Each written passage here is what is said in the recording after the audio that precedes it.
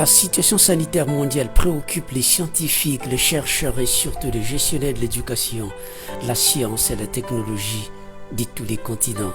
Et en Afrique, le comité technique spécialisé sur l'éducation, la science, la technologie et l'innovation de l'Union africaine s'est réuni par visioconférence en session extraordinaire le 30 avril 2020.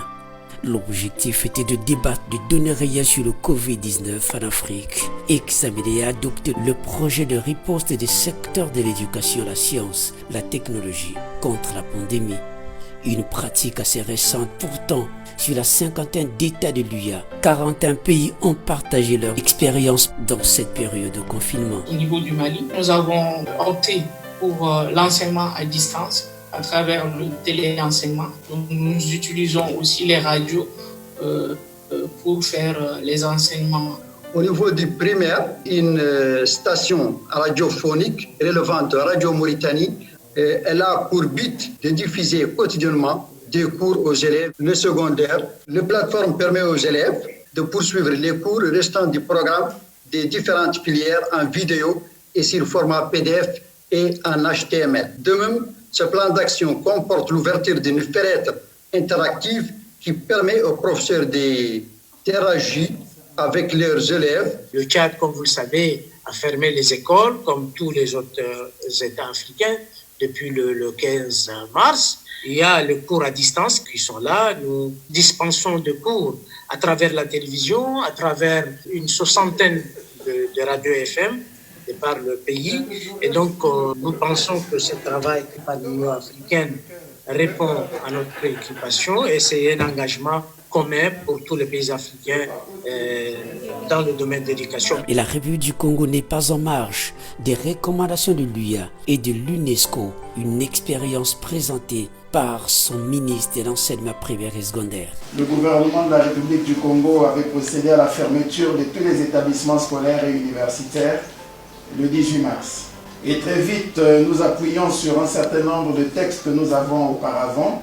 Nous avons pris une circulaire pour organiser l'enseignement en cette période d'urgence sanitaire consécutive au Covid-19 et instituons ce que nous appelons l'école à domicile. Le programme s'appuie sur quelques axes. Ce programme s'appuyait sur 3 outils principaux.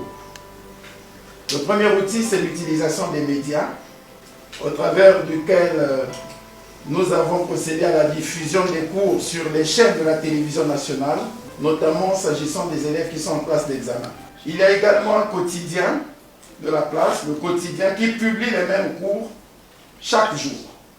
Le deuxième outil, c'est l'utilisation des réseaux sociaux, où les contenus pédagogiques numériques ont été élaborés et qui sont téléchargeables gracieusement.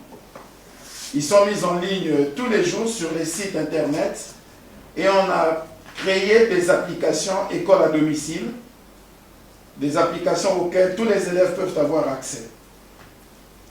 Nous organisons samedi et dimanche des séances de visioconférence pour permettre aux élèves qui ont suivi les cours à la télé ou qui les ont vus en ligne de poser directement des questions aux enseignants.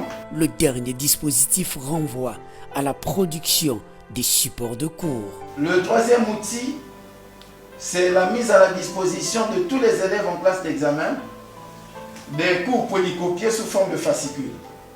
Cela est fait pour réduire les fractures numériques ou les fractures médiatiques, conscient de ce que la télé n'est pas couverte dans tout le pays. Il y a des enfants qui ne peuvent peut-être pas avoir accès en ligne. Et comme nous le recommande l'Union africaine, il fait développer des cours en ligne et hors ligne.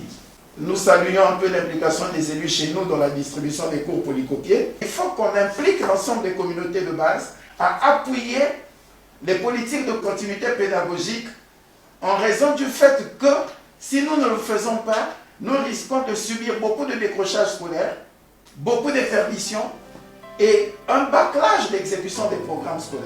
Il propose également une approche commune de l'Union africaine sur les examens. Il faut que nous nous accordions sur 2 choses principales au niveau de l'Union africaine, que nous ayons une communauté de vues sur la façon d'organiser nos évaluations de fin d'année. L'Union africaine doit parler d'une seule voix pour que les diplômes de nos enfants soient crédibles. Est-ce que nous décidons du report ou d'annulation des examens? Nous devons parler d'une seule voix. Si nous devons organiser les examens, sous quel format, dans quelles conditions, il faut que nous puissions nous accorder sur ce point. Dans le confinement, c'est le secteur privé de l'enseignement qui a un fort besoin de soutien. L'apport des écoles privées, si les États ne viennent pas en garantie, il y aurait de sérieuses difficultés au sujet de la prise en charge de leur personnel. Et l'UNESCO recommandait d'ailleurs que les relations contractuelles puissent rester pour que les enseignants ne soient pas obligés d'aller ailleurs. Mais il faut que l'Union africaine envoie un message qui amène les gouvernements, de la même manière qu'ils ont mis en place un fonds de soutien aux petites entreprises, mais qu'ils prennent en compte la question des écoles privées. Je pense que ça me paraît assez important. Ainsi, les Africains ont indiqué la nécessité d'intégrer les secteurs de l'éducation dans le plan de riposte nationale au Covid-19, la continuité pédagogique et bien d'autres orientations consignées dans le document final. Nous, les ministres du 3e comité technique spécialisé de l'Union africaine sur l'éducation, la science et la technologie, CTS-EST3, avons tenu notre réunion ministérielle virtuelle et adopté des mesures urgentes, radicales et transformatives destinées à assurer la continuité des enseignements sur le continent et réduire les interruptions causées par la maladie à coronavirus. Et pour le directeur général de l'enseignement secondaire du Congo, la session a été un moment enrichissant. Les pays africains ont pris à bras-le-corps la problématique du Covid-19 en mettant en place dans les 54 nations de l'Union africaine des dispositions pratiques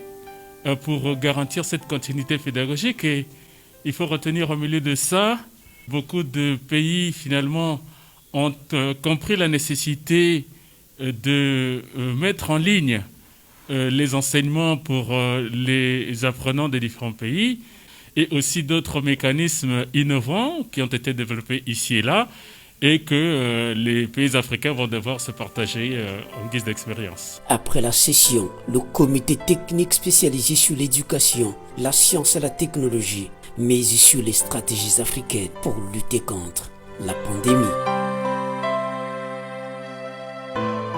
D'une réunion virtuelle à une autre, la question de l'éducation est au fond le cœur de toutes les réflexions des institutions internationales telles l'UNESCO.